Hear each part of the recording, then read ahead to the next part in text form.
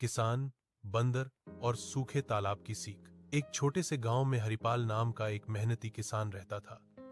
उसका खेत गांव के किनारे था, जहां पास ही एक पुराना तालाब पड़ा था। यह तालाब कभी पूरे गांव के लिए पानी का बड़ा सहारा हुआ करता था, लेकिन कई सालों से सूखा था।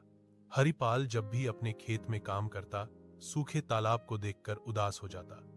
उसे लगता था कि अगर इसमें फिर से पानी आ जाए तो उसकी फसल और जिंदगी दोनों सुधर सकती हैं। तालाब के पास एक पुराना बरगद का पेड़ था। उसी पेड़ पर एक शांत और समझदार बंदर रहता था। वह बाकी बंदरों की तरह शरारती नहीं था। वह रोज पेड़ पर बैठकर किसान को मेहनत करते देखता और सूखे तालाब को भी ध्यान से निहारता रहता।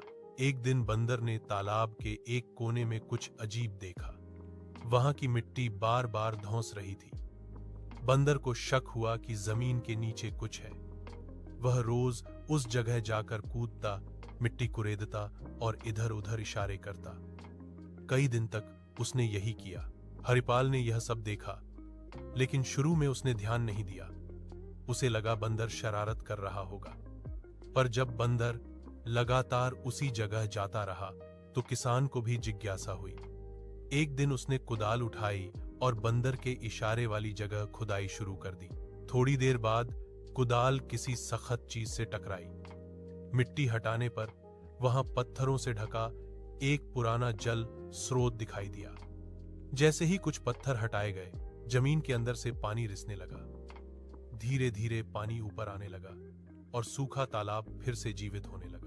हरिपाल की खुशी का ठिकाना नहीं रहा। उसकी आंखों में आंसू आ गए।